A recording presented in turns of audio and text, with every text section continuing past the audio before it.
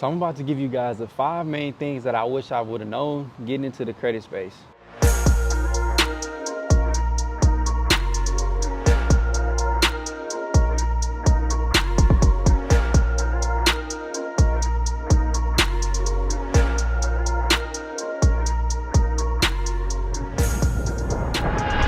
Number one, we have interest rates and APR, right? So with interest rates and APR, you have to understand that this is what the banks are going to be making money off of. So when I got started, I was getting like Apple credit cards would have crazy high interest rates. I was getting all of these credit cards at a young age, which came with high interest rates. So interest rates may vary depending on the card, depending on your credit, depending on a lot of factors on your credit report, right? So getting into this game, I was getting decent limits for my age. I was around like 18 years old, right? So when I got these credit cards, I would use these credit cards. And as I'm using these credit cards, I'm accumulating debt, right? Debt that is also paying for my credit card. So I would say, for instance, get a $10,000 credit card. Once I got that $10,000 credit card, I would use it towards an investment that could pay for the credit card and the investment itself. Now that I've paid off this loan, I still have interest. So after this 12-month period, a lot of credit cards have either 0 to 12 months no interest or 0 to 15 months no interest. You have to understand when your interest rate will kick in. Luckily, I didn't get caught up into this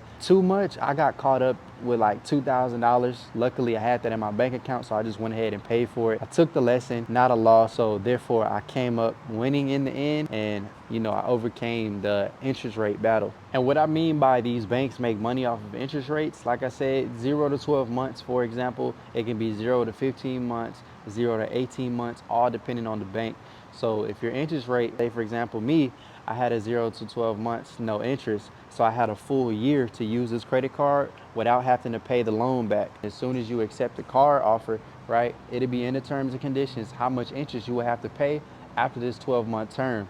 So let's say you have $10,000 of debt on that credit card. You have to pay that percentage of whatever debt you have accumulated, which is the $10,000 in this example. Number two, we have trade lines. I did not understand how to use and leverage trade lines when I first got into the rental car business or the credit repair business. With trade lines, they're basically going to be adding somebody else's credit history onto your credit profile. So me, I was really taking trade lines and didn't understand the time frame of the trade lines. So let's say if a person was added onto a trade line, let's say if I was added onto somebody's trade line, right?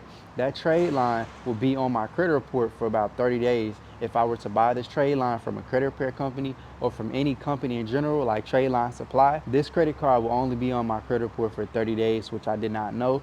And a lot of people can spend like $700, $800, $900 just on one trade line, and they're not told that this trade line will only be on their credit report for 30 days. Which will lose a lot of people a lot of money. What I did was I took these trade lines and put them on my credit report, but I got them from people who I knew, so that way I could stay on the trade line for as long as possible. So always get trade lines from people that you know instead of getting trade lines from companies. And I did make this mistake at least like 1 or 2 times in my journey. Once I figured it out, It was no more going to companies. I just went to people that I knew. So let's say we do get a trade line from Trade Line Supply or some credit repair company, right? If you do have a 30-day time frame, make sure they're upfront with it, or you just ask them, hey, what is the time frame that this trade line will be on my credit report? And trade lines are only for funding. So if you do have it for 30 days, you need to have your credit report ready, and you need to have a plan of action. You need to know exactly what you're going to target within that 30-day time frame. And number 3, we have inquiry removal. You have to know how to remove inquiries on your credit report within that 30-day time frame. When you apply for a credit card, it's going to take 30 days for the real account to pop up on your credit report. So as soon as you apply, if I were to apply for a credit card today, it will take 30 days for the account to pop up, but the inquiry will be there on your credit report. The account that you just applied for will not be. All right, so now you'll have 30 days to remove any account that you need to remove as far as inquiry wise before the actual account pops up. These are 2 different accounts. You have an inquiry and you have the actual account that you just applied for. Go ahead and delete the inquiry. Me, when I first got started in this business, I did not understand how inquiries work. All right, so I was accumulating a lot of inquiries. When I would go to banks, they would see a ton of inquiries on my credit report, which I did not know how to remove. But now I understand how to remove these inquiries. That way I can move forward with applying for more funding and getting the maximum amount of funding. And number 4, Using credit to invest into assets only. You do not want to use credit to invest into any information or knowledge or mentorships or anything like that. You want to specifically use credit card to invest into cash flowing assets. If you were to take credit and invest into a mentorship or some knowledge or information, it's going to take a few months for you to return that income back. So that's why I always recommend people to use credit on the actual cash flowing asset. Like if you're buying a rental car for Turo, if you're buying an investment property for Airbnb, if you're buying a fix and flip real estate deal, it doesn't matter. Always make sure that you're using your credit card to invest into a cash flowing asset that is guaranteed to make other people money. That way you're not stuck with a high credit card bill. That is probably the biggest mistake that I've made in the credit game, just learning how to invest directly into assets that's going to make me money. That put me in a little bit of a hole in the very beginning of my stages,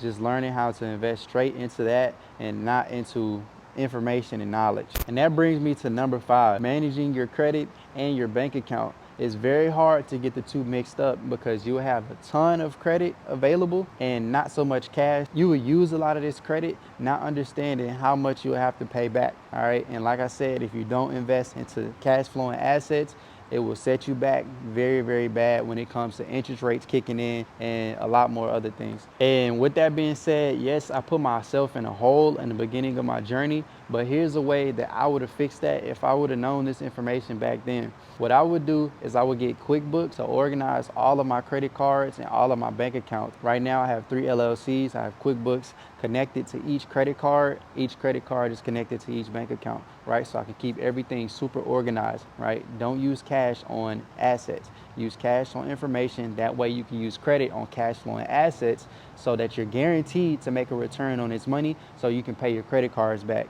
And be sure, if you invest into information on the credit card, pay it off at the end of every single month. Do not let that money sit on there because eventually life will happen and then you'll invest into some information and forget to make the payment.